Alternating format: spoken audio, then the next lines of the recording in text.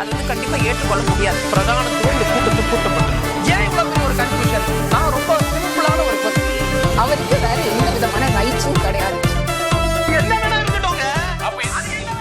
நேர்பட பேசு நிகழ்ச்சிக்கு உங்கள் அனைவரையும் அன்போடு வரவேற்கின்றேன். இன்றைய நிகழ்ச்சியில் நாம் பாதிக்க இருக்கக்கூடிய தலைப்பு என்பது, நேற்று முதலமைச்சர் மு.க. ஸ்டாலின் அவர்கள் ஒரு முக்கியமான கருத்தை தெரிவித்திருந்தார்.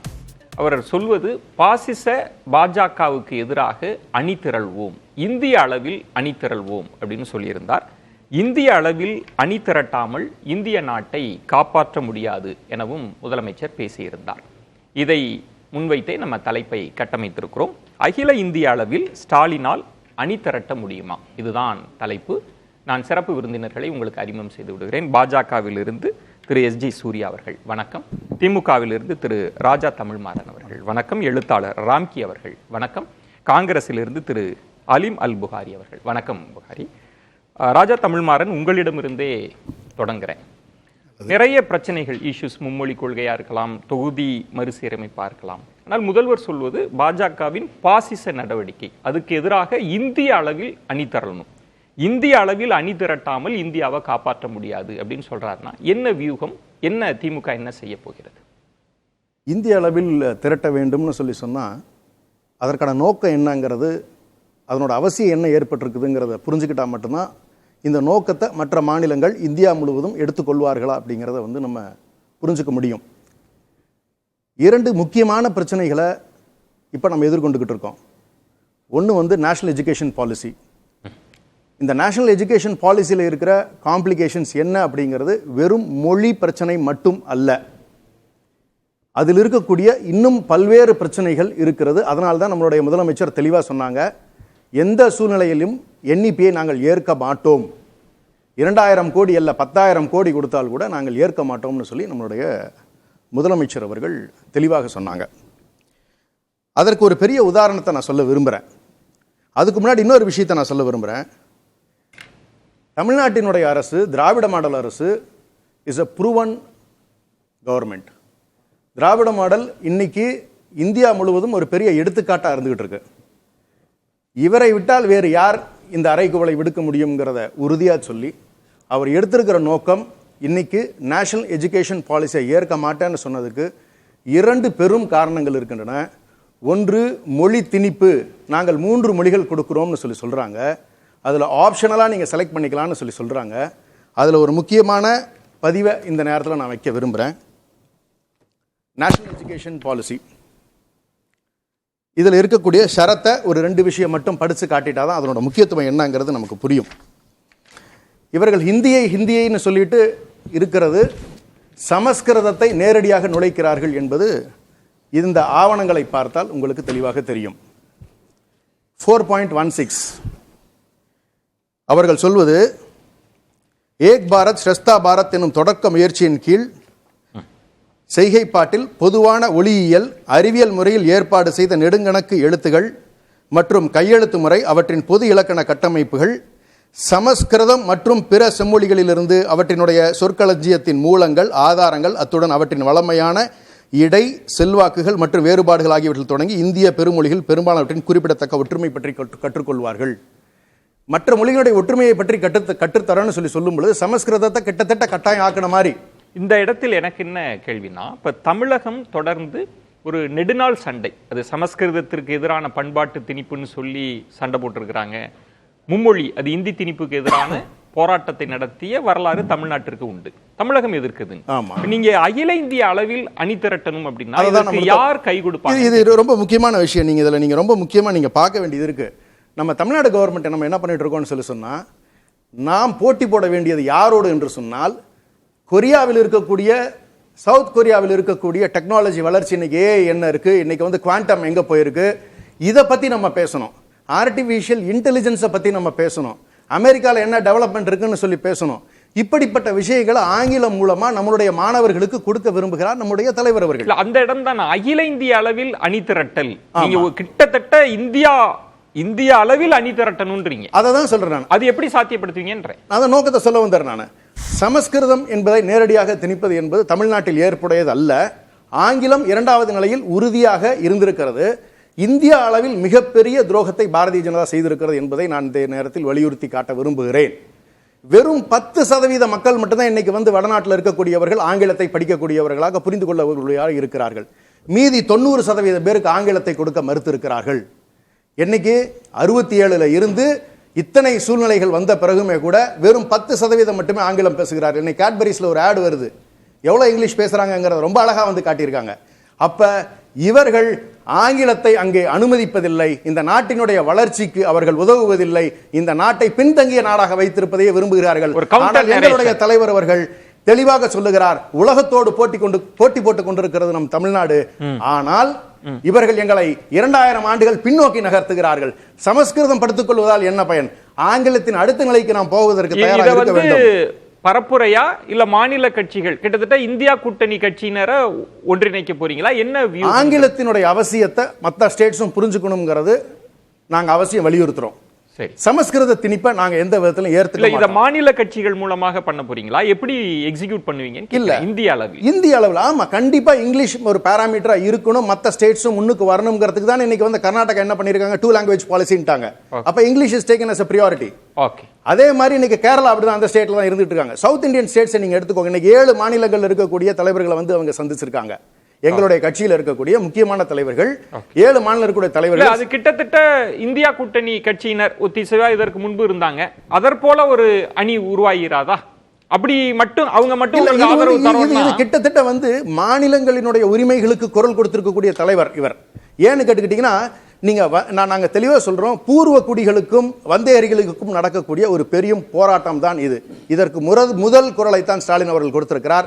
மீண்டும் ஒரு முறை சொல்ல விரும்புகிறேன், இது மட்டுமல்ல, இன்னும் ஒரு விஷயத்தை என்னன்னா ஒரே ஒரு விஷயத்தை நான் பதிவு பண்ணிடுறேன். இன்னும் ஒரு விஷயத்தை நான் பதிவு பண்ணிடுறேன், எனக்காக கொஞ்சம் அனுமதி கொடுங்க. நேற்று பேசும் பொழுது தலைவர் ரொம்ப காட்டமா சொன்னாங்க, குலக்கல்வி அறிமுகப்படுத்தப்பட்டிருக்கிறது. இந்த NEP-ல குலக்கல்வி என்பது நேரடியாகவே சொல்லி இருக்கிறார்கள். இல்ல அந்த இடம்ல நம்ம அது ரொம்ப நிறைய பேசியிருக்கோம். இல்ல ஒரு பாயிண்ட் நீங்க அவசியம் தெரிஞ்சுக்கணும். இல்ல நம்ம நிறைய பேசியிருக்கோம். இல்ல இந்த ஒரு பாயிண்ட் இதுவரைக்கும் பேசாத விஷயம். இல்ல இதுக்கு என்னுடைய கேள்வின்றது, இந்த தலைப்பு எந்த புள்ளியில் நிற்குதுன்னா, இதற்கு இந்திய அளவில் உங்களுக்கு ஆதரவு கிடைக்கும், உறுதியாக ஆதரவு கிடைக்கும். மாநிலங்களுடைய உரிமைகள்ல பூர்வ குடிகளினுடைய மொழிகள் அளிக்கப்பட்டிருக்கு. அந்த மொழிகளுக்கு குரல் கொடுத்த உடனே எல்லா மாநிலங்கள்ல இருந்துமே எங்களுடைய மொழி அளிக்கப்பட்டிருக்கு தலைவரே, எங்களுடைய மொழி அளிக்கப்பட்டிருக்குன்னு அனைத்து மாநிலங்களும் இந்த தலைவர் சொன்ன விஷயத்தை ஏத்திருக்காங்க. இன்னும் ஒரு கருத்து நான் பதிவு பண்ணிடுறேன், கொஞ்சம் காத்துருங்க. மீண்டும் சூர்யா, அகில இந்திய அளவில் ஒரு அணி திரட்டல் அப்படின்றது பாஜகவினுடைய பாசிச போக்கு அப்படின்னு அவங்க சொன்னாலும் கூட, மொழி பற்றி தமிழ் மாறன் சொன்ன மாதிரி ஆங்கிலத்தின் அவசியம் என்ன, நீங்க எந்த நிலையில இருக்கிறீங்க, உங்களுக்கு என்ன கல்வி வழங்கப்பட்டிருக்கிறது என்பது தொடங்கி தொகுதி மறுசீரமைப்பு வரைக்கும்ன்றது ஒரு இந்திய அளவுல ஒரு அணி திரட்டல் நடக்குது. இது எந்த அளவுக்கு உங்களுக்கு நெருக்கடியா மாறும்னு நினைக்கிறீங்க? என்ன சொல்றதுன்னு தெரியல. ஏன்னா ஆட்சியில் இருக்கும்போது, அதிகாரத்தில் இருக்கும்போது இந்திய உரிமைகள்னு வேண்டாம், தமிழக உரிமைகளுக்காக திமுகவினுடைய ட்ராக் ரெக்கார்டு அப்படின்னு எடுத்து பார்த்தா ரொம்ப வீக்காக இருக்குது. ஓப்பனிங் ரிமார்க்காக ஒரு 2 விஷயங்கள் நான் சொல்லிடுறேன். அதாவது காவேரி தீர்ப்பாயம் 1990 அமைக்கப்பட்டு பிப்ரவரி 5, 2007 காவேரி மேலாண்மை வாரியத்தை அமைக்க வேண்டும் என்று உத்தரவு வருகிறது. எப்போ? 2007 அப்போ இங்கே திமுக ஆளும் கட்சி, மத்தியில் காங்கிரஸ் ஆளும் கட்சி. 8 ஆண்டுகள் ஆட்சியிலிருந்தும் அந்த மேலாண்மை வாரியத்தை அமைக்கவே முடியலவர்களால் 2018 ஜூன் 1 தான் அமைக்கப்பட்டது. இரண்டாவது இடைக்கால தீர்ப்புல வாஜ்பாய்க்கும் கலைஞர் சொல்லிடுறேன். 2007 விஷயம் இல்ல. இவங்க வந்து இது எதுக்கு சொல்றேன்னா, 2004 திமுக தயவு இல்லைன்னா UPA சர்க்காரே அங்க இயங்க முடியாது. இவங்க வந்து நான் இப்ப வாபஸ் வாங்குறேன்னா அன்றைக்கே அரசு கவிழ்ந்து விடும். அந்த மாதிரி ஒரு நிலையில கூட தமிழகத்தின் உரிமைகளுக்காக இவங்க எப்பயுமே போராடலன்றது சுட்டி காட்டுறதுக்காக. இரண்டாவது, முல்லை பெரியார் விஷயத்துல, அதாவது 136 அடி இருக்கக்கூடிய அணையை 142 அடிக்கு உயர்த்தலாம் அப்படின்னு சொல்லிட்டு பிப்ரவரி 27, 2006 உச்சநீதிமன்றத்தில் தீர்ப்பு வருது, ஒத்திசைவு வருது. உடனடியாக கேரளாவில் அப்போது இருந்த காங்கிரஸ் அரசாங்கம் மாநில சட்டசபையில் ஒரு சட்டத்தை இயற்றி 142 அடிக்கு உயர்த்த மாட்டோன்னு முரண்டு பிடிக்கிறாங்க. அப்போ இங்கே திமுக ஆட்சியில் இருந்த போதும், கேரளாவில் காங்கிரஸ் ஆட்சியில் இருந்த போதும், மத்தியில் காங்கிரஸ் ஆட்சியில் இருந்த போதும் தமிழகத்திற்கு தேவையான ஒரு தீர்வை இவர்களால் பெற்றுத்தர முடியவில்லை அப்படின்றதும் அடிக்கோலிட்டு காட்டுகிறார். மூன்றாவது, டெல்லியில் அரவிந்த் கெஜ்ரிவால் அவர்கள் வந்து முதல்வராக இருக்கார். அங்கே தேர்தல் வரும்போது மாநிலத்தில் இருக்கக்கூடிய அனைவருக்கும் ஒரு வாய்ஸ் காலில் அரவிந்த் கெஜ்ரிவாலே பேசி ஒரு மெசேஜ் அனுப்புகிறார். தமிழகத்திலிருந்து வந்து டெல்லி யூனிவர்சிட்டியில் 500 இடங்களை அவங்க இடத்தை பறிச்சிடுறாங்க, இதை நீங்கள் வந்து ஒழிக்கணும்னா எங்களுக்கு ஓட்டு போடணும் அப்படின்ற ஒரு பிரச்சாரம். அதாவது இங்கேருந்து மாணவர்கள் சென்டம் வாங்கக்கூடிய மாணவர்கள்லாம் டெல்லியில் இருக்கக்கூடிய டாப் பல்கலைக்கழகங்களில் குறிப்பாக ஸ்ரீராம் காலேஜ் மாதிரியான இடத்துல ஒரு 20 இடங்கள் 30 இடங்கள் வாங்கிடுறாங்கன்னு ஒரு பிரச்சனை வரும்போது தமிழர்களுக்கு எதிராக அரவிந்த் கெஜ்ரிவால் குரல் கொடுத்தார். அப்போ இங்கே முதல்வராக இருந்த ஸ்டாலின் அவர்கள் ஒரு வார்த்தை கூட பேசவில்லை. அடுத்ததான் ஒன்று சொல்லிடுறேன். இது இப்போ எனக்கு இப்போ நீங்கள் சொல்லிட்டீங்க ஓப்பனிங் ரிமார்க்ஸில். இப்போ பாயிண்ட் என்னன்னா, இப்போ தமிழ்வாரன் சொன்ன மாதிரி அகில இந்திய அளவில் ஒன்று திரட்டுறாங்க ஒரு ஏன்னா இந்தியாவை காப்பாற்றணும்னு. அதில் மொழி கொள்கையா இருக்கலாம். நம்ம இதுல ஃபோக்கஸ்டா எடுத்தோம்னா இந்த வியூகம் இந்த திட்டம் என்ன எப்படி இந்த திட்டத்துல உதாரணம் நான் சொல்றேன். 2021 முதல்வர் ஸ்டாலின் அவர்கள் முதல்வர் ஆன உடனே 12 மாநில முதல்வர்களுக்கு கடிதம் எழுதுகிறார். என்ன எழுதுகிறார் என்றால், நீட் தேர்வை ரத்து செய்வதற்கு தாங்கள் ஆதரவு தெரிவிக்க வேண்டும் அப்படின்னு ஒரு கடிதத்தை எழுதுகிறார். 2021 எழுதின 12 சிஎம்ஸ்ல ஒரு சிஎம் கூட, ஒரு முதல்வர் கூட இவருக்கு வாபஸ் கடிதம் நாங்கள் இந்த கோரிக்கைக்கு ஆதரவு தருகிறோம் எழுதவே இல்லை. அப்படியே அவர் வந்து முயற்சியை கைவிடலை. 2024ஆம் ஆண்டு 8 முதல்வர்களுக்கு, 8 மாநில முதல்வர்களுக்கு நீட் தேர்வை ரத்து செய்ய வேண்டும், அதற்கு நீங்கள் உதவ வேண்டும், குரல் கொடுக்க வேண்டும் அப்படின்ற கடிதம் எழுதுகிறார். அந்த 8 முதலமைச்சர்கள் ஒருவர் கூட இவருக்கு ஆதரவோ பதில் கடிதமோ கூட அனுப்பவில்லை. அப்போ நீங்க எந்த அளவுல நீங்க அணி திரட்ட போறீங்க? அப்போ நீங்க அணி திரட்டுறீங்கன்னா காங்கிரஸ் மீறி நான் வந்து ஒரு முக்கியமான ஒரு சக்தி, நான் தான் எல்லாரையும் ஒருங்கிணைக்கிறோம், காங்கிரஸ் வந்து செயலிழந்து விட்டது அப்படின்ற ஒரு கருத்து வைக்கிறீங்களா அப்படின்ற கேள்வி நம்மளுக்கு வருது. நீங்க இப்படி ஒரு கேள்வியை ஏன் காங்கிரஸ் முன்னிலைப்படுத்தல அப்படி கேட்கல. இப்போ இவங்க வந்து இந்த மொழி பிரச்சனை, டீலிமிட்டேஷன், இதெல்லாம் ஒண்ணுமே இல்லாத பிரச்சனைகளுக்கு இவ்வளோ பேசக்கூடிய முதல்வர் அவர்கள் பாலாறு விஷயத்திலோ, காவேரி விஷயத்திலோ, முல்லை பெரியார் விஷயத்திலோ ஒரே ஒரு முறை பக்கத்தில் இருக்கக்கூடிய மாநிலங்களுடைய முதல்வர்கள் கிட்ட பேசியிருப்பாரா? அப்ப தமிழக உரிமைகள், உண்மையான உரிமைகள், உண்மையான பிரச்சனைகளுக்கு எந்த குரலுமே கொடுக்காம மௌனம் காத்துக்கிட்டு, சமீபத்தில்ங்க கேரளாவில இருந்து கழிவுகள் வந்து கோயம்புத்தூர்ல கொட்டப்பட்டது. அப்புறமா அரசாங்க ரீதியாக அதுக்கு தீர்வு ஏற்படுது. ஒரு முதல்வராக அதற்கு ஒரு கண்டனம் கூட நீங்க தெரிவிக்கல. இது ஒரு ஆர்குமெண்ட். நீங்க சொல்றீங்க இதுல எல்லாம் நீங்க என்ன செஞ்சீங்க? இப்ப இன்னொரு ஆர்குமெண்ட்ன்றது உங்களுக்கு எதிராக, இப்ப என்இபி தொடர்பா அதுல இருக்கிற பாதகங்கள் தொடர்பா சமஸ்கிருத திணிப்பு அதுக்குள்ள இருக்கும்ன்றதோ, தொகுதி மறுசீரமைப்பு தொடர்பா மிகப்பெரிய இத பேசுகிற போது அகில இந்திய அளவில் ஆதரவு கிடைக்கவே கிடைக்காது. ஏனென்றால் புதிய கல்விக் கொள்கையை 33 மாநிலங்களும் ஏற்றுவிட்டது. தமிழகம் மட்டும்தான் ஏத்துக்கல. ஏற்கனவே ஏத்துக்கிட்டு மாநிலம், உதாரணமா காங்கிரஸ் ஆளுகின்ற கர்நாடகா, அவங்க கிட்ட போய் நீங்க என்ன கேட்பீங்க? அவங்க தான் ஏத்துக்கிட்டு ஆல்ரெடி சிஸ்டம்குள்ள வந்து 3 வருஷம் ஆயிடுச்சு. காங்கிரஸ் ஆளுகின்ற இமாச்சல் பிரதேஷ், மம்தா பானர்ஜி அவர்கள் ஆளுகின்ற வெஸ்ட் பெங்கால், இது ஆம் ஆத்மி கட்சி ஆளுகின்ற பஞ்சாப், இவங்க எல்லாமே புதிய கல்விக்குள்ளே ஏத்துக்கிட்டாங்க. ஏத்துக்கிட்ட விஷயங்களை நீங்க போய் மறுக்குன்னா அவங்க பதில் கடிதம் கூட எழுதாதவர்கள்கிட்ட கொள்கை ரீதியான ஒத்திசைவு எப்படி கிடைக்கும் நீங்க எதிர்பார்க்கறீங்க? இது வெறும் நாடகமா மட்டும்தான் நம்ம பார்க்க வேண்டியதா இருக்கு. பாயிண்டடா வந்தா இப்ப நீங்க பாஜக எதிர்ப்பு என்கிற ஒரு இடத்தில் இந்த ஆட்சியை அகற்றணும், மோடி அவர்களை அதிகாரத்திலிருந்து அகற்றணும்னு இந்தியா கூட்டணியை கொண்டு வந்து, அது வேறு. இப்ப தேர்தலில் கூட இல்லை, நீங்க போக்கஸ்டா ஒரு கொள்கை ரீதியா வரீங்க, மும்மொழி கொள்கை. இங்க அதற்கு ஒரு பெரிய நீடித்த ஒரு வரலாறு இருக்கு. நீட்டுக்கு எதிராக இங்க தமிழ்நாடு எதிர்க்குதுன்னா அதுக்கு பின்னணியில ஒரு வரலாறு இருக்கு. ஆனா நீட்டுக்கு எதிர்ப்புக்கு ஆதரவு முதல்வர் நிறைய பேருக்கு முதல்வருக்கு எழுதுறார், பதில் அதுதான் சூர்யா சுட்டி காட்டுறாருன்னா இந்த வியூகம் எப்படி அகில இந்திய அளவில் எல்லாரும் ஒண்ணு சேருவாங்க? ஒரு முரண் இருக்குன்னு சொல்றாரு. அதாவது இதை முரணாக பார்க்கக்கூடாது. யார் விழிப்பதற்கு முன்பும் நான் விழித்துக் கொள்கிறேன் என்று பார்க்கணும். ஏன் அப்படின்னா, அவர் சொன்ன அந்த உதாரணத்திலே வரேன், அதுக்கு முன்னால ஒரு தெளிவை கொடுத்துட்டு அந்த உதாரணத்துக்குள்ள வந்துட்டாலும் இன்னும் சிறப்பாக இருக்கும். அதாவது ஒரு மாநிலத்திற்கும் இன்னொரு மாநிலத்திற்கும் மத்தியில் உள்ள தண்ணீர் சம்பந்தமான ஒரு பிரச்சனை, இது ஃபெடரலிசத்துக்கு உள்ள வரும். அவங்களும் கேட்கறது உரிமைன்னு தான் அவங்க சொல்லுவாங்க, நம்மளும் கேட்கறது உரிமைன்னு தான் சொல்லுவோம். முல்லை பெரியாராக இருந்தாலும் பாலாறாக இருந்தாலும் அதில் பாஜகவின் நிலைப்பாடு என்ன அப்படின்னு நான் பேச ஆரம்பித்தேன் இப்போ அப்படின்னு சொன்னால் அகைன் சப்ஜெக்டை விட்டு நான் டிவைட் ஆகி போயிடுவேன். நான் என்ன சொல்கிறேன்னா, பாஜகவாக இருந்தாலும் காங்கிரஸாக இருந்தாலும் டிஎம்கேவாக இருந்தாலும் இது வந்து 2 மாநிலங்களுக்கு மத்தியிலான ஃபெடரலிசம் சம்பந்தப்பட்ட பிரச்சனை. இப்போ இது கூட்டாட்சி, 2 மாநிலம் இருக்குது, அவங்க உரிமையை பேசுவாங்க. பட் ஃபாசிசம் எது அப்படின்னா அந்த ஃபெடரலிசத்துக்கே குந்தகம் விளைவிக்கிறது தான் ஃபாசிசம். இப்போ அதற்கு எதிராகத்தான் முதல்வர் அணி திரட்ட வேண்டும் என்கிறார். இது முதல் எக்ஸ்பிளனேஷனாக கொடுத்துட்றேன். இப்போ நீட் சப்ஜெக்ட்டுக்கு வர்றேன். நீட்டை முதலில் எதிர்த்தது தமிழ்நாடு, கடுமையாக எதிர்த்தது தமிழ்நாடு. அந்த நேரத்தில் யாருக்கும் உண்மையில் என்ன அப்படின்னா, யாருக்கும் அதனுடைய விபரீதம் புரியவில்லை. எப்போ எல்லாரும் சேர்ந்து எதிர்த்தாங்க? கேரளாவிலேருந்து நீதிமன்றத்துக்கு ஓடினாங்க, பீகார்லேருந்து நீதிமன்றத்துக்கு ஓடினாங்க. இதே தர்மேந்திர பிரதான் எஜுகேஷன் மினிஸ்டராக இருக்கும்போது தான் நீட் பேப்பர் லீக் ஆகுது, இஷ்யூ ஆகுது, கிரேஸ் மார்க் போடுறாங்க, சம்பந்தம் இல்லாத ஏகப்பட்ட உச்சகட்ட குளறுபடிகள் நடக்குது. உச்சகட்ட குளறுபடிகள் நீட்ல நடக்கும்போது தான் எல்லாருக்கும் தெரியுது, அடடே இந்த நீட்டே தான் வேண்டியவர்களை மருத்துவர் ஆக்குவதற்கும் மருத்துவர்கள் யார் யார் ஆக வேண்டும் என்பதை மையப்படுத்திக் கொள்வதற்காக ஒன்றிய பாஜக அரசு இதை செய்கிறதுன்னு பிற மாநிலங்கள் உணர்வதற்கு டைம் ஆச்சு. அப்ப இப்பதான் நீங்க இந்த பாயிண்ட்டுக்குள்ள இருந்து வரணும். இன்னைக்கு தமிழ்நாட்டினுடைய முன்னுதாரணத்தை எல்லாரும் ஏற்கிறாங்க. நீட் எதிர்ப்பு இப்பதான் புரியுது எல்லாருக்கும். நான் என்ன கேட்கறேன்னா, அந்த காலகட்டத்தில் முதல்வர் கடிதம் எழுதினார், பெருசா ரெஸ்பான்ஸ் இல்லைன்றத தொடர்ந்து எதிர்க்கட்சிகள் சொல்லிட்டே இருக்கிறாங்கல்ல. முதல்வர் எழுதினார், யாரு ஆதரிச்சாங்க, இவங்க தனிச்சுதான் இருக்கிறாங்கன்னு சொல்லிட்டே இருக்கிறாங்க. அப்படி சொன்னா வரலாற்று ஒரே ஒரு குறுக்கீடு, அவர்கள் வந்து நீட் நடத்தக்கூடிய தேர்வு முறையில குறைய சொல்றாங்களே தவிர நீட்டே வேண்டாம்னு சொல்லவில்லை. மொத்தமே முறைகேடு தாங்கிற நான் முறை, இதெல்லாமே பார்ட் ஆஃப் முறைகேடு. அதுல நீட்டை வந்து ஒருத்தர் ஒரு ஸ்டைல் எதிர்க்கிறாங்க. இப்ப நம்ம நீட்டுக்குள்ள டீடைலா போக வேண்டியது. அதனால நான் என்ன சொல்றேன், இப்ப ஃபெடரலிசம் பாயிண்ட்ல வந்துட்டோம் அப்படின்னு சொன்னா அவர் ரொம்ப ரொம்ப நாசூக்கா என்ன சொல்றாருன்னா, 2 மாநிலங்களுக்கு மத்தியில் உள்ள தண்ணீர் பிரச்சனையை பெருசா காட்டிட்டு நிச்சயமா சொல்ற எது தீர்க்கப்படவே முடியாத ஒரு பெரிய பிரச்சனையும், ஏன்னா அது ஃபெடரலிசம் இருக்கிற வரைக்கும் சளி இருக்கு, மூக்கு இருக்கு சளி இருக்கும், மண்டை இருக்கிற வரைக்கும் சளி இருக்குன்னு அந்த மாதிரி ஃபெடரலிசம் இருக்கிற வரைக்கும் இந்த நீர் பிரச்சனை இருக்கும். அதை எப்பயாவது ஒரு வகையில் எப்படியாவது சுகமுகமாக தீர்வு காண்பதற்கான முயற்சிகள்ல எல்லாரும் தான் ஈடுபடுவாங்க.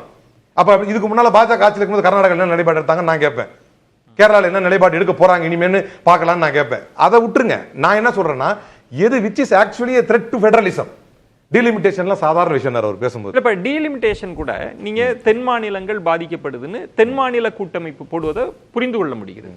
உத்தரப்பிரதேசம் அதை எப்படி எடுப்பாங்க, மத்திய பிரதேசம் எப்படி பார்ப்பாங்கன்ற ஒரு கேள்வி இருக்கு. இன்னொன்று, நீங்க இப்ப தமிழ்மாறன் எடுத்த முக்கியமானது தேசிய கல்விக் கொள்கை எடுக்கிறாங்க.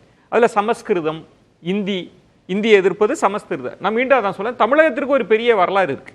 ஆனா காங்கிரஸுக்கே வட மாநிலங்கள்ல இந்தி பேசும் மாநிலங்கள் என்ன சிக்கல் அப்படின்னா, சாஃப்ட் இந்துத்துவா நம்ம எடுக்கணுமா வேண்டாமா, நீங்க அங்க வந்து சமஸ்கிருதத்துக்கு எதிராக பேசிட முடியுமா, அதை கொண்டு போய் சேர்க்க முடியுமா? அப்ப திரு ஸ்டாலின் அவர்களோட வியூகம் அங்கெல்லாம் எப்படி வெற்றி பெறும்னு நான் கேட்கிறேன். யாரு ஆதரவா வருவாங்கன்னு கேட்கிறேன். சமீபத்தில் தலைவர் ராகுல் காந்தி அவர்கள் பேசியது குஜராத்தில் நீங்கள் பார்த்திருப்பீர்கள், கேட்டிருப்பீர்கள்.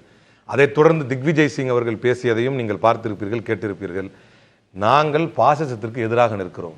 ஆர்எஸ்எஸின் சித்தாந்தங்களுக்கும் அந்த ஆர்எஸ்எஸின் சித்தாந்தத்தை உள்கொண்டுவதற்கு எதுவாக இருந்தாலும் அதை எதிராக நிற்போம். அது சமஸ்கிருதமாக இருந்தாலும் சரிதான், அதுல மாற்றுக்கிறது கிடையாது. கொள்கை ரீதியாக எங்களுடைய, நான் யாரையுமே வந்து அரசியல் ரீதியாக அண்ணனு கூப்பிட்டதில்லை, நான் இவர் அண்ணனு கூப்பிடுறேன், பிரதர்னு கூப்பிடுறேன் அப்படின்னா அதுக்கு பின்னால் இருக்கக்கூடிய காரணம் அதுதான், கொள்கை ரீதியாக இந்த கூட்டணி இருப்பது. இப்போ நான் இந்த பாயிண்ட்டுக்கு வர்றேன்.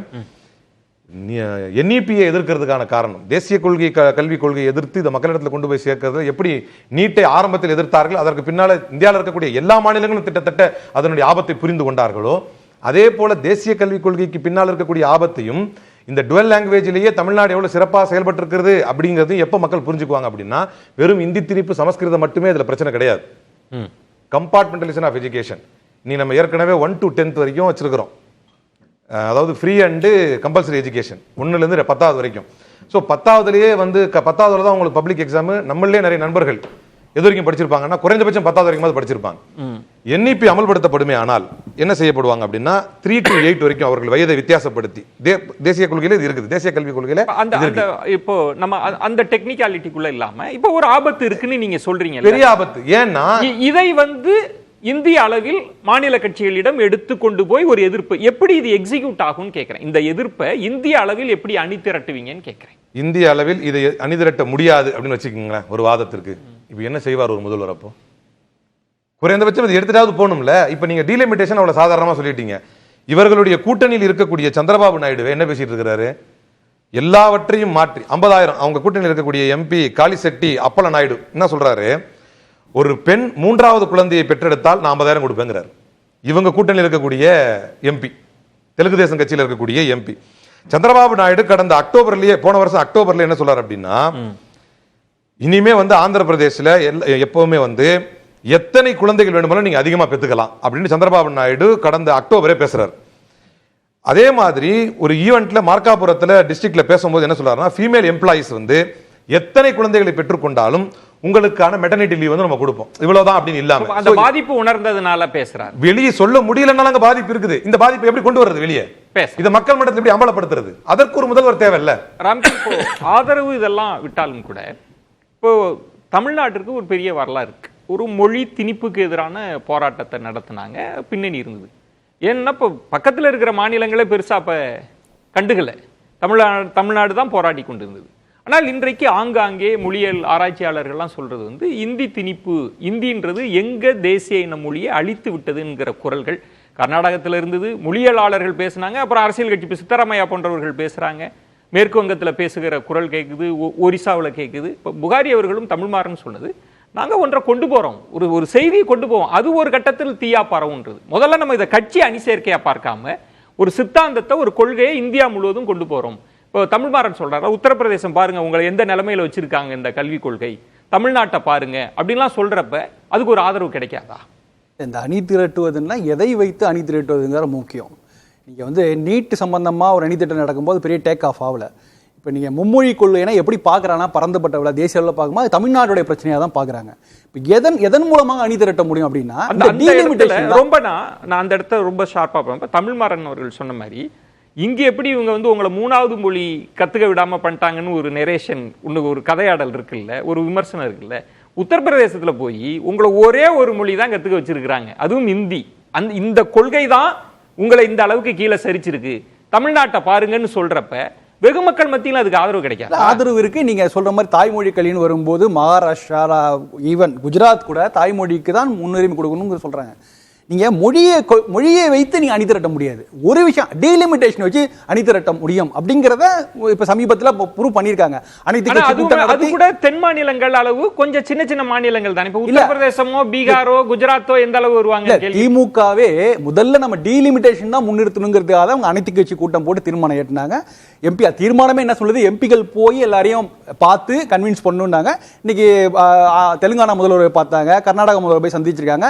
ஸோ அவங்களுடைய ப்ரையாரிட்டி வேணா நீங்க அடுத்தடுத்து நிறைய ஏஜெண்டா இருக்கலாம், மொழிக்கொள்ளையாகட்டும் நீட்டா இருக்கட்டும். ஆனா முதல் பாருங்களேன், அதுல பாஜகவின் பாசிச நடவடிக்கை அப்படின்னு சொல்லிதான் அவங்க பிரையாரிட்டி என்ன எதுக்கு முன்னுரிமை கொடுப்பாங்கன்னா டீலிமிட்டேஷனால நிறைய மாநிலங்கள் பாதிக்கப்படுது. தென்னிந்திய மாநிலங்கள், பஞ்சாப், வெஸ்ட் பெங்கால் எல்லாம் பாதிக்கப்படுது. இதை தான் முன்னிறுத்துறாங்க. இது எடுபடுமா இல்லையா அப்படிங்கிறத நம்ம கேட்கணும். இது எடுபடுமானா எடுபடுவதற்கான வாய்ப்புகள் மிக மிக குறைவு. என்ன காரணம் அப்படின்னு சொன்னா, இது வந்து ஒரு இந்தியா கூட்டணிக்கான ஒரு அஜெண்டா. ஒரு இந்தியா கூட்டணி முன்னெடுத்துன்னு வச்சுங்களேன், அவர்களால செய்ய முடியும். இது வந்து முழுக்க நீங்க அரசியல் தீர்வாக தான் அணுகணும். ஒரு இந்தியா ஒரு இதை நீங்க இந்தியா கூட்டணியா பார்க்கறீங்க.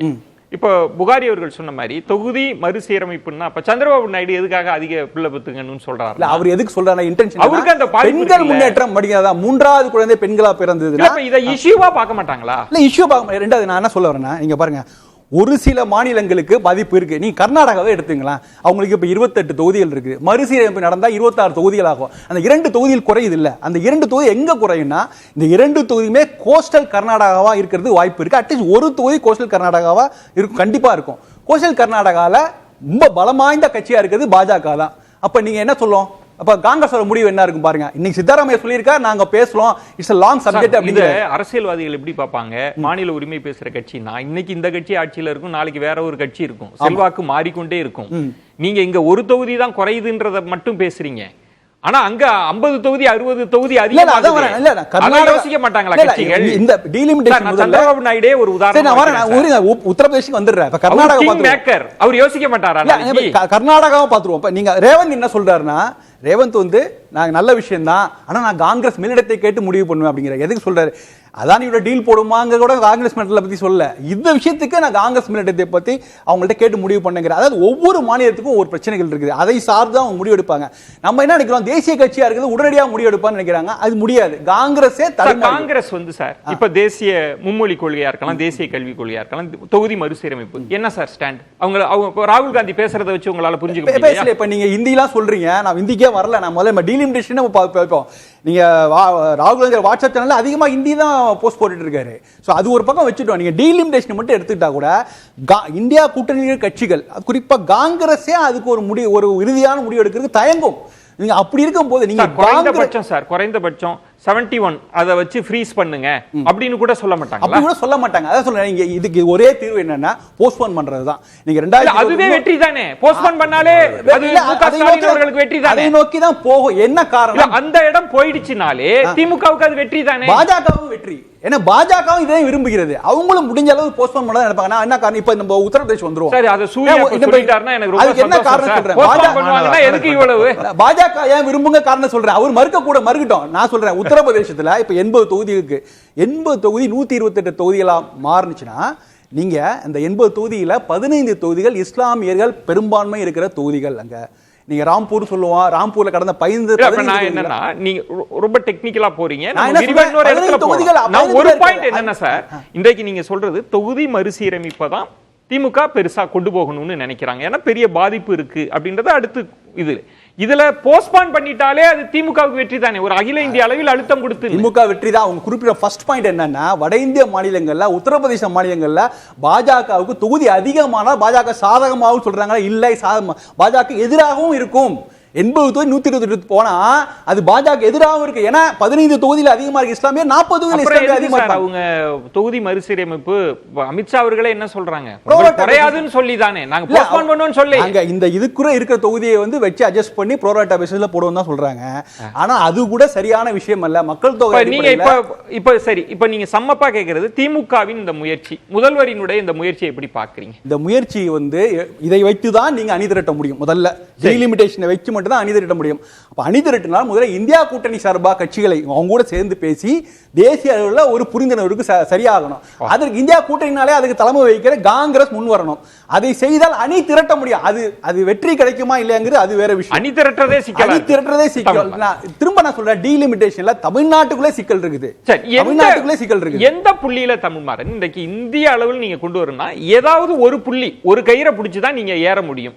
எப்படி எதை பிடிச்சு நீங்க அணி திரட்டுவீங்க? இன்னும் காங்கிரஸ் என்ன நிலைப்பாடு எடுக்க போகுதுன்ற அந்த கேள்வியும் இருக்குல்ல, சுருக்கமா சொல்லுங்க. ரொம்ப அழகா சொன்னாரு. அதாவது முதல்ல முழிச்சுக்கிட்டோங்கிற விஷயம் இருக்கு பாத்தீங்களா, அதுதான் இப்ப நடந்திருக்கு. NEP-ய இவர் சகோதரர் சொன்னாங்க, அதாவது கர்நாடகாலாம் ஒத்துக்குச்சுன்னு நிறுத்திடுவோன்ட்டாரு சித்தராமையா. அதோட சென்சிட்டிவ்னஸ், அதோட ப்ராப்ளம் என்னங்கிறத ஒரு ஷார்ட் லைன்ல நான் பிரீஃப் பண்றேன். ஒரு 2 மினிட்ஸ்ல நான் உங்களுக்கு பிரீஃப் பண்றேன். சுருக்கமாகவே சொல்றேன். குலக்கல்வி முறையை எப்படி புகுத்துறாங்கிறதுக்கு ஒரே ஒரு உதாரணம். 2016ல் பிரிவென்ஷன் ஆஃப் சைல்டு லேபர் ஆக்டை இவங்க அமெண்ட் பண்ணியிருக்காங்க. என்ன அமெண்ட் பண்ணியிருக்காங்கன்னு சொல்லி சொன்னா, நம்ம 14 வயசுக்குள்ள இருக்கக்கூடிய குழந்தைகளை வேலைக்கு அனுப்பக்கூடாது இல்லையா. இவர்கள் என்ன பண்ணியிருக்கிறான்னு சொன்னா ரிலாக்ஸேஷன் கொடுத்துருக்காங்க. அவங்களுடைய குடும்பத்தில் செய்யக்கூடிய தொழிலில் 14 வயதுக்குட்பட்ட குழந்தைகளை பணியில் அமர்த்தலாம். This is evidence. ஆக்டை செக் பண்ணிக்க சொல்லுங்க. சரி, அது யாருடைய தொழில்களை ஈடுபடுத்தலாம்னா அவங்க அப்பா, அவங்க அம்மா, அவங்க சித்தப்பா, சித்தி, மாமா, அத்தை, இவங்க குடும்பங்கள்ல இருக்கக்கூடிய தொழில்கள்ல அவர்களை பணியில் அமர்த்தலாம். அப்படின்னா இதுதான் இந்த பிகினிங் ஆஸ்பெக்ட் ஃபார் குலக்கல்வி. இதை நம்மளோட இதுல கிளியரா கொண்டு வந்துடுறாங்க. இதுல NEP-ல சப்சிக்வெண்டா கொண்டு வந்துடுறாங்க. அதை நான் படிச்சு மட்டும் காட்டிடுறேன். 6, 8ஆம் வகுப்புகளின் போது ஒரு வேடிக்கை பாடப்பிரிவை மேற்கொள்வார்கள். அது தச்சு வேலை, மின் வேலை, உலோக வேலை, தோட்ட வேலை, மண்பாண்டம் செய்தல் முதலியவை போன்ற இது மட்டுமே இல்ல. இது மட்டுமே இல்ல. நான் கேட்பது தமிழ்மாறன், நீங்க சொல்லுவது நம்ம பேசியிருக்கோம். இத இப்ப தமிழ்நாடு விழித்துக் கொண்டிருக்கிறது. இதை நீங்க ஒவ்வொரு மாநிலத்திற்கும் கடத்துவீங்கன்றது உங்க பாயிண்ட். அப்ப ராம்கி சொல்றாரு, முதல்ல இது இந்தியா கூட்டணிக்குள்ளேயே உங்களால இதை கொண்டு வர முடியுமா? காங்கிரஸ் இது ஸ்டேட் வைஸ் டீல் பண்ண வேண்டிய ஒரு முக்கியமான விஷயம். சித்தராமையா இன்னைக்கு சொல்லிட்டாரு, நான் தான் சொல்றேன் முடியாதுன்ட்டாரு. இப்ப NEP-யோட சப்ஸ்டன்ஸை முழுசா படிச்சு பார்த்தாங்கன்னா இதுல இருக்கிறது ரெண்டே விஷயம் தான் சார் இருக்கு. மனுஸ்மிருதியை தெளிவா இம்ப்ளிமெண்ட் பண்ணிருக்காங்க சார். ஓகே, இப்போ மீண்டும் சொல்வது வந்து தமிழ்நாட்டில் இதை பற்றிய ஒரு அரசியல் இருக்கு, ஒரு போக்கு இருக்கு, தொடர்ந்து பொதுமக்கள் பொதுவெளியிலும் இது இருக்கு. இப்போ முதல்ல இதெல்லாம் காங்கிரஸ் ஏத்துக்குமா? முதல்ல ராம்கியா தான் சொல்றேன், அப்புறம் இந்தியா கூட்டணிக்கு வாங்க, அப்புறம் இந்திய அளவில் வாங்கன்ற கேள்வி. இல்லை, இது ஒரே ஒரு சிம்பிளா ஒரு உதாரணத்தில் ஒரு ஆர்குமெண்ட்ஸுக்கு நான் ஒரு உதாரணம் சொல்றதா இருந்தா, நாங்கள் பெற்ற 99 சீட்டில் 53 எங்களுக்கு எங்கிருந்து வந்திருக்கு அப்படின்னா கர்நாடகா, மகாராஷ்டிரா, கேரளா, தெலுங்கானா, தமிழ்நாட்டில் மட்டுமே எங்களுக்கு வந்திருக்குது. அப்படி ஒரு டெக்னிக்காலிட்டியில் பார்த்தாலே, அப்படி ஒரு வாதத்துக்கு காங்கிரஸ் ஒன்று. ரெண்டாவது, தலைவர் ராகுல் காந்தி இதே நிலைப்பாட்டு, தன்னுடைய நிலைப்பாட்டு, ஏன்னா இவங்களாம் அதை பார்க்கணும். ஆங்கிலத்தை மையப்படுத்தி படியுங்கள், இந்தியை விட அது உங்களுக்கு முக்கியமானதுன்னு கடந்த வாரத்தில் கூட தலைவர் ராகுல் காந்தி பேசியிருக்கிறார். அவர் ஏன் பேச மாட்டாரு சார்? எங்களது வந்து முற்போக்கு கட்சி, தலைவர் ராகுல் காந்தியுடைய தலைமை என்பது ஒரு வித்தியாசமான தலைமை. இன்னைக்கு நாங்கள் வந்து ஒரு பெரிய விடியலை அதில் பார்க்குறோம். அதே மாதிரி அவர் ஒரு வாதத்தை வைத்தார் ராம்கி சார், மொழியை வச்சு அணிதிரட்ட முடியாது, டீலிமிட்டேஷன் வச்சு தான் முடியும்னு. அது எவ்வளோ தலையில் இருக்குது. மகாராஷ்டிராவில் என்ன நடந்துச்சு? சிவசேனா எப்படி பவருக்கு ரைஸ் ஆச்சு? மராத்தியை வச்சு தான் பண்ணாங்க. ஏன் அவ்வளவு நம்ம அண்ணன் சூர்யா இருக்காரு, எப்படி ஒடிசா ஆட்சிக்கு வந்தாங்கன்னு கேளுங்க. வி.கே. பாண்டியன் வச்சு தான் ஆட்சிக்கு வந்தாங்க. விகே பாபு தமிழ்நாடு பாபு எப்படி நீங்க கொண்டு வருவீங்க அமித்ஷா பேசினாரு. மொழி நாட்டையே பிரிச்சிருக்கேன். அது வரலாறு இருக்கு. அதுதான் அப்ப அதுக்குதான் நீங்க தான் சொல்லணும் அதுக்கான தீர்ப்பை. அப்ப இருக்க அப்போ டீலிமிட்டேஷன் அப்புறம் இன்னொரு பாயிண்ட் ஒன்று சொன்னாரு. சந்திரபாபு நாயுடு வந்து அது 3வது குழந்தையை பெற்றுக்கிறதுக்காக தான் அதை சொன்னாரு அப்படின்னு அவர் சொன்னாரு. அதாவது சந்திரபாபு நாயுடு வந்து சர்பஞ்ச், முனிசிபல் கவுன்சிலர், மேயர் அப்படி ஆகிறதாக இருந்தா இதுக்கு முன்னால 2க்கு மேல பெற்றவங்க யாரும் இருக்க முடியாது அப்படிங்கறதையே ஆந்திர பிரதேஷ் பஞ்சாயத்து ராஜ் அமெண்ட்மெண்ட் பில்ல மாத்தி 2024 மாத்தி அந்த 3வது புள்ள ஆம்பளையாம இருக்கலாம் பொம்பளையாம இருக்கலாம் அமெண்ட்மெண்ட் பண்ணி கொண்டு வர 2024. ஆந்திர பிரதேஷ் முனிசிபல் லாஸ் பில்ல 2024 மாத்துறாரு. இதையெல்லாம் ஏன் மாத்துறாரு அப்படின்னா அந்த பொம்பளை பிள்ளைக்காக கிடையாது. லாஸ்ட் ஒரு பாயிண்ட் ரேவந்த் ரெட்டி பத்தி சொன்னார். மரியாதைக்குரிய ரேவந்த் ரெட்டி என்ன சொன்னாருன்னா, the central government came up with humdo hamare do, நாம் 2 பேரு நமக்கு 2 பேருங்கிற சென்ட்ரல் கவர்மெண்ட் சொல்லிச்சு. For families nationally the south implemented it and now they want to punish us for it. இது யாருடைய கருத்து? சூர்யா, சிஎம் ரேவந்த் ரெட்டியுடைய கருத்து. பாயிண்ட்னா இப்ப இன்னும் விவாதம் துலக்கமாக ஆயிடுச்சு. ஒரு இஷ்யூ பேஸ்ட் இந்த இஷ்யூ ஒவ்வொரு மாநிலத்துக்கும் சிக்கலாக மாறுகிறது அப்படின்னா தமிழ்நாடு முன்னத்தி ஏறாக இருந்து அதை கொண்டு வருகிறது. எல்லாரும் அதை பற்றி ஏற மாட்டாங்கன்றது எப்படி? நீங்க பொலிட்டிக்கல் கணக்கெல்லாம் விட்டுருங்க, தங்கள் மாநில நலன் தங்க கட்சி நலன் சார்ந்து கூட திமுக சொல்றதை கேட்க மாட்டாங்களா? அதான் இந்த மாதிரி நடைமுறையில் நடக்காத விஷயங்களை வச்சு கனவு கண்டே ஆட்சி எல்லா மாநிலத்திலையும் போயிடுச்சு. இன்னும் கனவு கண்டுட்டே இருப்பீங்கன்னா கனவு கண்டுட்டே இருங்க. உதாரணம் சொல்கிறேன், இவர் சொல்கிறாரு சித்தாராமையா வேணான்ட்டாரு அப்படின்றாரு. மேல இருந்து பிரஷர் குடுக்குறாங்க, சும்மா சொல்லுப்பா நீ என்ன அமல்படுத்துவா போறேன்னு சொல்றாங்க, சொல்லிட்டு போறாங்க.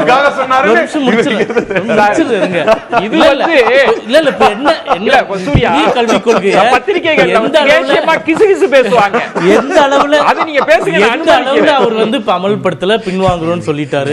அரசாங்க ரீதியா ஏதாச்சும் உத்தரவு போட்டிருக்காரா? சும்மா சொன்னதுன்னா 1000 விஷயங்கள் 1000 பேர் சொல்லுவாங்க. நடைமுறையில எதிர்த்து இருக்காரு. இப்படி புரிஞ்சுக்கிறேன் சூர்யா, சும்மா சொல்லுப்பா அமல்லாம் பாத்துக்கலாம் கூட்டணியா அப்படிதான். ராகுல் காந்தி கடந்த முறையே இந்திக்கு எதிராக பேசிட்டாரு, கிட்டத்தட்ட திமுக ஸ்டாண்ட்ல பேசினார், இந்தி திணிப்புக்கு எதிராக பேசினார். அப்ப பெரிய நெருக்கடி எல்லாம் வந்தது. காங்கிரஸ் அந்த நிலைப்பாட்டுக்கு வரலன்னு சொல்றீங்களா? இல்ல அவங்க எடுக்கல, எந்த ஸ்டாண்டுமே எடுக்கலங்க. அவங்க பொதுவா நான் தான் சொல்றேனே நடக்கு. இப்ப நீட் வந்து கிட்டத்தட்ட 2016 வந்தது. இப்ப வந்து 8-9 வருஷம் ஆயிடுச்சு. இப்பதான் புரிஞ்சிருக்காங்கன்னா நான் தான் மீண்டும் சொல்றேனே, நீட் நடைபெறும் முறையில தான் அவர்களுக்கு பிரச்சனையே தவிர தமிழகத்துக்கு இருக்கிற மாதிரி நீட்டே வேணான்னு எந்த மாநிலமும் சொல்லவே இல்லை. அது வந்து எப்படி அழகா திருச்சி சொல்றாங்க பாருங்க, எல்லா மாநிலமும் புரிஞ்சுக்கிச்சு, எல்லா மாநிலமும் வேணாம். முடிச்சிடுறேன். இப்போ அடுத்தது காங்கிரஸ் கட்சி டீலிமிட்டேஷன் பத்தி பிஜேபியை பார்த்து குறை வைக்கிறதா இருக்கிறதுலே உலகமகா காமெடின்னு சொல்லுவேன் நான். அதாவது டீலிமிட்டேஷன் வரையறையை வகுத்தவர்கள் இதற்கு முன்பு 2 முறை செய்த காங்கிரஸ் கட்சியினர். இப்போ பிஜேபி வந்து அதையே ஃபாலோ பண்ணிடுவாங்க, அதை நாங்க எதிர்க்கிறோம்னா நீங்க வரையறுத்த முறை தான். இப்ப அதை நீங்க வரையறுத்த முறையை நம்ம பண்ணுவோம்னு சொல்ல போறதுல அதற்கான பூர்வாங்க பணிகள் கூட இன்னைக்கு வரைக்கும் ஆரம்பிக்க. நீங்க அரசியல வரலாற்று கண்ணோட்டத்தோடு பார்க்கிறவர், கான்டெக்ஸ்ட் ரொம்ப முக்கியம் இல்ல. 2 முறை தேசிய கல்விக் கொள்கைக்கான குழு அமைத்தது காங்கிரஸ் அமைச்சாங்க. கல்விக் கொள்கை நீங்க கூட பாலிசி, நீங்க கூட தான் பாலிசி அவங்க சட்டமாகவே ஆக்குனாங்க. ஆனாலும் இதை அமல்படுத்தாட்டி நிதி தர மாட்டோம் காங்கிரஸ் சொல்லல.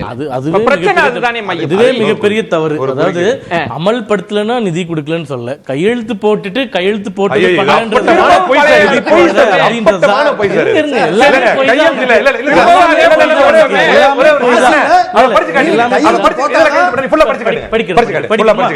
with reference to your letter dated 23/2/2014, I would like to inform that the state of Tamil Nadu is very keen to sign the MOU for establishing the PMC schools. Provided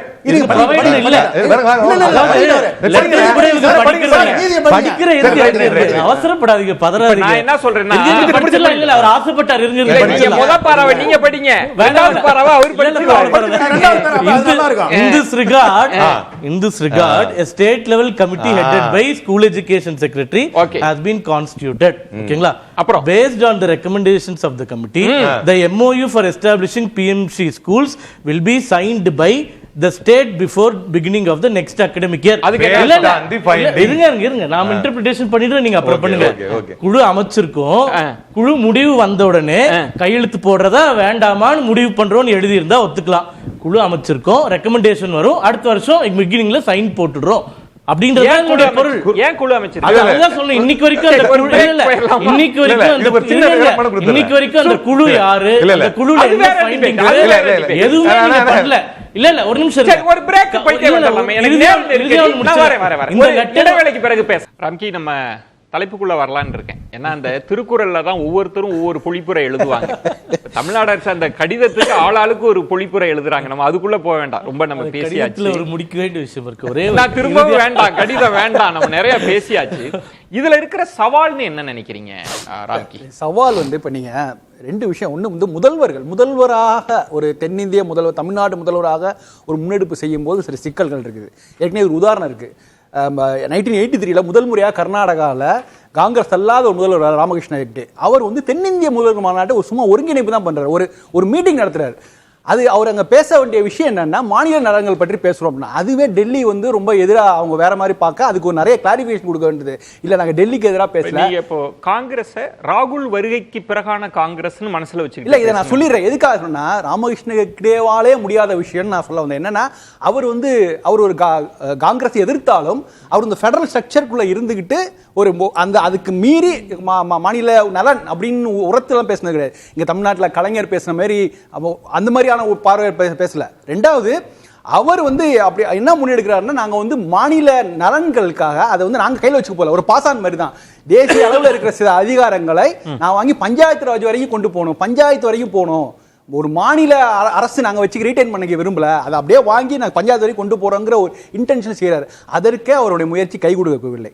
இந்த இடத்தில் இப்ப நான் எதற்காக சொல்றேன், இப்ப நீங்க ஹெக்டேவை சொல்றீங்க, இப்ப காங்கிரஸ் போக்குலயே ராகுல் வருகைக்கு பிறகு ஒரு பெரிய மாற்றம் இருக்கிற ஒரு மாநில கட்சி நெருங்கி வர பாயிண்ட் வந்து கண்டிப்பா இப்ப தேசிய கல்விக் கொள்கையில இருக்கிற ஆபத்துகள், உங்களுக்கு என்ன சிக்கல், தொகுதி மறுவரையில என்ன பாதிப்புகள், இதெல்லாம் பேசுறப்ப குறைந்தபட்சம் அது ஒரு பேசுபொருளாகி மக்கள் யோசிக்க மாட்டாங்களான்றதுதான் முதல் கேள்வி நாங்க முன்னெடுத்திருக்கிறோம். இதுல அரசியல் பலன்கள் அவர் எதிர்பார்க்கிறார் என்ன மாதிரியான ஒரு கிடைக்கும் ஒண்ணு இல்ல. இப்ப நான் வந்து திரும்ப தான் சொன்னேன், உத்தரப்பிரதேசல டீலிமிட்டேஷன்ல பாஜக எதிராக இருக்கும்னா காங்கிரஸ் சாதகமா இருக்காது, அங்க காங்கிரஸோட பிரசன்ஸ் இல்ல. சோ அந்த இடத்துல அவர் யோசிப்பாரு, அந்த இடத்துல பத்தி பேச வேணான்ட்டு. இப்போ ஒவ்வொரு மாநிலங்களுக்குமே ஒவ்வொரு ஸ்டாண்ட் எடுக்கிற மாதிரியே ஒரு இக்கட்டான நிலைமை தான் காங்கிரஸ்க்கு இருக்கு. காங்கிரஸ் கூட சொல்லல, காங்கிரஸ் வந்து பாஜக அளவுக்கு காங்கிரஸ் எதிர்கட்சியாக தேசிய அளவில் இருக்குன்னு நம்ம விரும்புறோம். ஏன்னா ஒரு வலுவான ஒரு எதிர்கட்சி வேணும் அப்படின்னு. இந்த இடத்துல வந்து இப்ப பாயிண்ட்னா இப்ப இங்கு பேசுகிற காங்கிரஸ் தலைவர்கள் இப்ப புகாரி முதற்கொண்டு என்ன சொல்லுவாங்கன்னா, திமுக எடுத்த ஸ்டாண்ட்ல இப்போ நீங்க ஃப்ரீஸ் பண்ணுங்க தொகுதி மறுவரைய, மக்கள் தொகை கணக்கெடுப்பெல்லாம் சரியாகட்டும், நீங்க இதை செய்யக்கூடாது அப்படின்னு ஒரு நிலைப்பாடு எடுக்க மாட்டாங்களா? தேசிய கல்விக் கொள்கையிலேயே நீங்க ஒரு மொழியை திணிக்க கூடாது, இது வந்து ஒரு மாநிலங்களுக்கான உரிமை அப்படின்னு பேசுறப்ப எந்த மாநிலமாவது இல்லங்க நாங்க டெல்லிக்கு வந்து அடிபணிஞ்சு தான் இருப்போம்னு சொல்ல போறாங்களா? அப்படிலாம் சொல்ல போகல. நான் டீலிமிட்டேஷன் 7 மாநில முதல்வர்களுக்கு முதல்வர் ஸ்டாலின் அவர்கள் கடிதம் எழுதுறார். அந்த 7 மாநில முதல்வர்களை வந்து பாத்தீங்கன்னா நீங்க நவீன் பட்நாயக் தவிர மத்தவங்க எல்லாமே இந்தியா கூட்டணியில் இருக்கிறவங்க தான். ரொம்ப சிம்பிள். நீங்க இந்தியா கூட்டணியை அரேஞ்ச் பண்ணி ஒரு மீட்டிங் நீங்க பாருங்க, இந்தியா கூட்டணியோட எம்பிக்கள் கூட்டம் நடக்கல, ஆனா இந்தியா கூட்டணி தலைவர்கள் மட்டத்தில் காட்கே கூட ஓரளவு அந்த ஒப்பிட்டால் சொல்லியிருக்காரு, கருத்தளவா சொல்லியிருக்காரு, இதை ஒத்துக்கொள்ள வேண்டிய விஷயம். ஃபார்முலா ஒரு மீட்டிங், ஃபார்முலா ஒரு மீட்டிங். இந்தியா கூட்டணியினுடைய வெர்ஷன் 2 மாதிரி நீங்க கூடுறீங்களே தவிர ஏதோ இஷ்யூஸ்னு மத்தபடி என்ன தாக்கம் அப்படின்றதுதான் ஒரு கேள்வி. அப்படி பார்த்தா ஜனசேனாக்கெல்லாம் அழைப்பு கொடுத்துருக்காங்களே, கூட்டணியில இருக்கிற பிஜேபி கூட்டணியில இருக்கிற ஆட்களுக்கு கொடுத்திருக்காங்க. அப்படி பார்த்தா அந்த நடிகர் அவங்க வந்தா உங்களுக்கு பிரச்சனை ஆகுமா கேக்குறீங்க? இல்ல ஒண்ணு இல்ல இல்ல சரி நீங்க சொல்றதுனால நான் சொல்றேன். அப்படி பார்த்தா இது எப்படி அரசியல் பலனா மாறும் இருந்தாலுமே அரசியல் பலனா ஏன் மாறாது அப்படின்னு நான் கேட்கறேன். ஏன்னா மொழி சார்ந்தாக இருந்தாலும் சரி, டீலிமிட்டேஷனாக இருந்தாலும் சரி, இப்போ உத்தரப்பிரதேசத்துக்கு வந்து இவர் சொல்றாரு அரசியல் ரீதியா காங்கிரஸுக்கு பின்னடைவு ஆகும்னு. உண்மையிலேயே தலைவர் ராகுல் காந்தி, நான் அதுதான் திரும்பவும் வலியுறுத்துவேன், தலைவர் ராகுல் காந்தி அரசியல் ரீதியான கணக்குகளுக்கு அப்பாற்பட்டு ஜனநாயகத்தை காக்க நிற்கக்கூடிய தலைவர். ஏன் வருண் காந்தி வந்து பிஜேபியிலிருந்து வெளியே வராரு, அவரை சேர்த்துக்குவீங்களான்னு அவருடைய பாரத் ஜோடோ யாத்திரால கேட்டாங்க. அவர் வராரு, அவர் வர மாதிரி இருக்காரு, நீங்க அஜய் சேர்த்துக்குவீங்களான்னு. Varun Gandhi is someone who affiliates RSS, there is no space for someone who affiliates RSS என்று சொன்னவர் தான் தலைவர் ராகுல் காந்தி. ஏன் சேர்த்துக்கலாமே, ஒரு எம்பி கேண்டிடேட்டுக்கு கூடுதலாக ஆள் வரும், கூடுதலாக வந்து அரசியல் ரீதியாக அது ஒரு ஆதாயமாக அமையும். அப்படிப்பட்ட தலைவர் ராகுல் காந்தி கிடையவே கிடையாது. இது வந்து தாமதமாகலாம், இன்றைக்கு வெற்றி கொள்பவர்கள் அவளை வந்து ஏளனமாக பேசலாம், ஆனால் இந்த ஜனநாயகத்தை பாதுகாக்க வேண்டும் என்று நினைக்கக்கூடிய எல்லாருக்கும் மனதில் ஒதுக்கக்கூடிய ஒரே தலைவராக ராகுல் காந்தி இருப்பார். ஒன்று, டீலிமிட்டேஷனை பற்றி காங்கிரஸ் பேசலாமா அப்படின்னு கேட்குறாரு. 51லயோ 61லயோ 71 வரைக்கும் பாப்புலேஷனுடைய கண்ட்ரோல் எப்படிப்பட்டதாக இருந்துச்சு, இன்னைக்கு 71லேருந்து 2001 வரைக்கும் எப்படி இருந்துச்சு, 2001லேருந்து 2000 இந்த அடிப்படை கூட இல்லாமலாம் நம்ம வந்து டீலிமிட்டேஷன் பேசிட்டு இருக்கிறோம். காங்கிரஸ் அன்னைக்கு பேசுறது அதே மாதிரி அந்த ஒரு பாயிண்ட் சொல்லி ஆகணும், பேஸ்ட் ஆன் தி ரெக்கமெண்டேஷன் அப்படின்னு சொன்னாரு. ஒரு கால் அவர் சொல்ற மாதிரி வி வில் சைன் அப்படின்னு இருக்குது, அதுல வி வில் சைன் அப்படின்னு இருக்கிறதுனால அவங்க வந்து சைன் பண்ணுவோம். அதுக்கு இப்ப பேஸ்ட் ஆன் ரெக்கமெண்டேஷன் வார்த்தையே தேவையில்லையே, கமிட்டியே தேவையில்லையே. கமிட்டி போடுறதும் பேஸ்ட் ஆன் ரெக்கமெண்டேஷன் போடுறதும் எதுக்கு? அதுல ஒரு புள்ளி இருக்கு, அதை ஆய்வு பண்ணுவோம். ஆய்வு பண்ணாங்க, அது தப்பு ஆகி போச்சு. அந்த அறிக்கை எங்க ஆள் எங்க தேவையில்லை, எங்களுக்கு விருப்பம் இல்லை, அதான் முடிவு. சூர்யா, அப்போ இது இதனுடைய அரசியல் பலன், ஒரு அரசியல் அழுத்தம் கொடுக்கப்படுது, இது என்ன பலனா இருக்கும்ன்றது பாஜக அரசை பின்வாங்க செய்யுமா? நான் சொன்னேன் கனவுலகத்திலே வாழ்றதுன்னு சொல்லிட்டு. வருண் காந்தி எப்போ காங்கிரஸ்க்கு வரேன்னு சொன்னாருன்னு எனக்கு தெரியாது. அவர் வந்தால் ஏற்றுக்குவீங்களான்னு இவங்களே ஒரு கனவுல போய் அவர் வந்தால் நான் ஏற்றுக்க மாட்டேன்னு சொன்னது, அதை உட்காந்து புகழ்ந்துட்டு இருக்குது. அவங்களுடைய அம்மா பிஜேபி கேண்டிடேட் தான் 24 சுல்தான்பூரில் நின்னாங்க, தோத்தாங்க. அதனால இந்த கனவுகளை விட்டுட்டு ரியாலிட்டிக்கு நீங்கள் வாங்க. இரண்டாவது, இப்போ திமுகவினுடைய போக்குகள்லாம், இந்த சந்திரசேகர் ராவ் அவர்கள் வந்து தெலுங்கானா ராஷ்டிர கமிட்டிலேருந்து பிஆர்எஸ்னு மாற்றி நான் வந்து தெலுங்கானா அரசியல் விட்டுட்டு இந்தியா முழுக்க போகிறேன்னு சுற்றிட்டு இருந்தார் இல்லையா, அந்த மாதிரி ஒரு போக்கு வந்து எனக்கு தென்படுது. அதாவது அங்கே அவங்களாச்சும் இண்டிவிஜுவல் மெஜாரிட்டியோட ஆட்சி வைத்திருந்தார்கள், கூட்டணி தயவு யாருமே இல்லாமல் தனியாக தேர்தலை சந்தித்து தனியாக வென்றவர்கள். மம்தா பானர்ஜி தனியாக தேர்தலை சந்தித்து 290 இடங்களில் 220 இடங்களை வெல்பவர்கள். இங்க திமுக கூட்டணி இல்லாம தமிழகத்திலே ஜெயிக்க முடியாத ஒரு சூழ்நிலை தான் திமுக கட்சி ஆரம்பிச்ச காலத்துல இருந்து இருக்கு.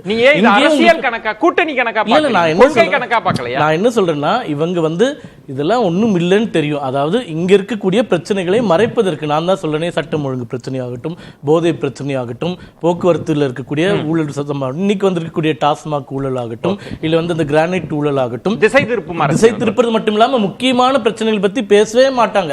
மீண்டும் சொல்றேன், பாலாறு குறித்தோ, காவிரி பத்தோ, முல்லை பெரியாறு குறித்தோ நீங்க இருக்கக்கூடிய இந்தி கூட்டணி முதலமைச்சர்கள் தான் எல்லாம் இருக்காங்க. ஒரு கூட்டம் இது வரைக்கும் போட்டதாகவோ தமிழக பிரச்சனைகளுக்கான நிரந்தர தீர்வு காண்பதற்கு இந்தி கூட்டணி ஒன்னா இருக்குமே, ஏதாச்சும் ஒண்ணு தீர்வு செய்யறதுக்கு ஏதாச்சும் கிடையாது. ரெண்டு விஷயம் நான் தெளிவா சொல்லிடுறேன்.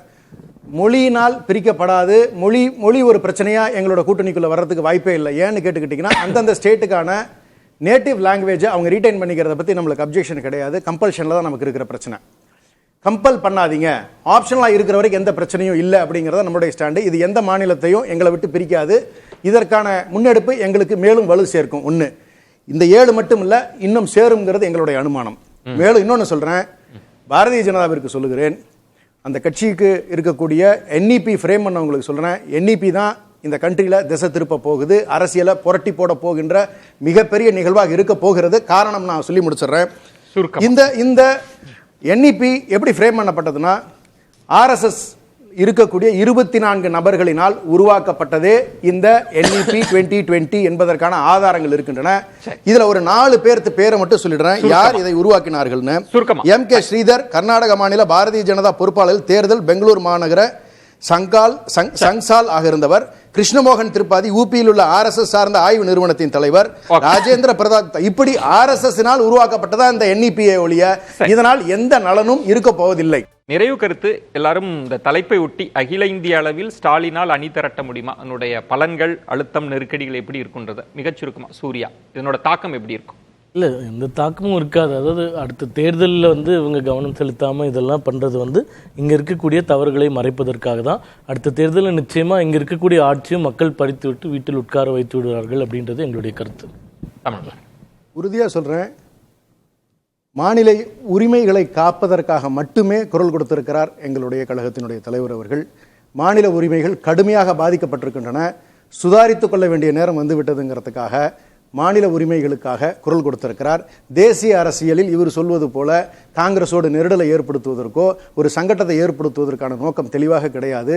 உரிமைகளை கவனமாக பாருங்கள், என்இபியை மறுபரிசீலனை செய்யுங்கள், தொகுதி மறுவரையை கவனமாக இருங்கள் என்று தெளிவூட்டுவதற்காக, புரிய வைப்பதற்காகத்தான் அவர் இந்த முன்னெடுப்பை எடுத்திருக்கிறார்.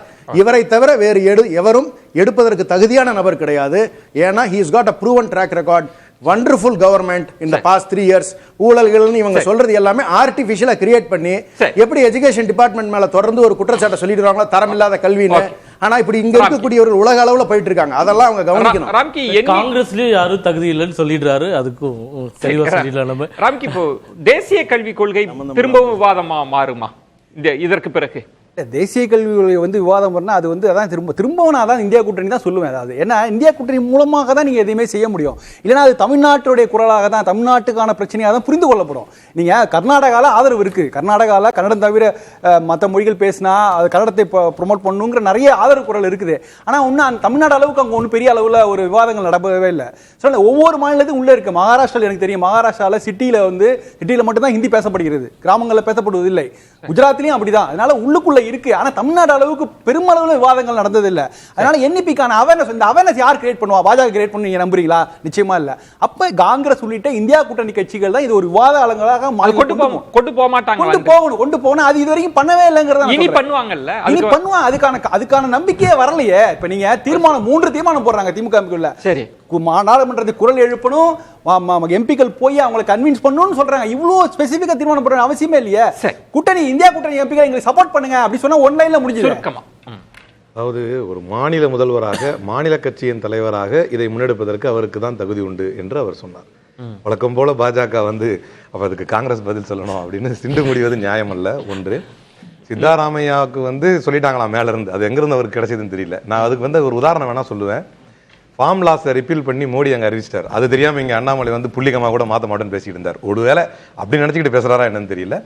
வருண் காந்தியே அதை வந்து இவர் சொல்கிறாரு இவங்க கற்பனையில் வாழ்ந்துட்டு இருக்கிறாங்க அப்படின்னு சொல்லி. ஆனால் வருண் காந்தியே அதை அப்ஜெக்ட் பண்ணலை. அதுக்கப்புறம் அவங்க வந்துட்டாங்கன்னா காங்கிரஸ் சேர்க்கலை. அதனால அவங்க பாஜகவிலே இருந்து வென்றார்கள். மீண்டும் அவர்களுக்கு காங்கிரஸில் இடமில்லை.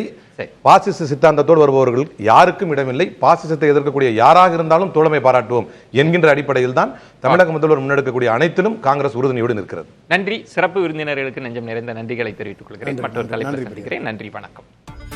அது கண்டிப்பா ஏற்றுக்கொள்ள முடியாது. பிரதான கூட்டப்பட்டு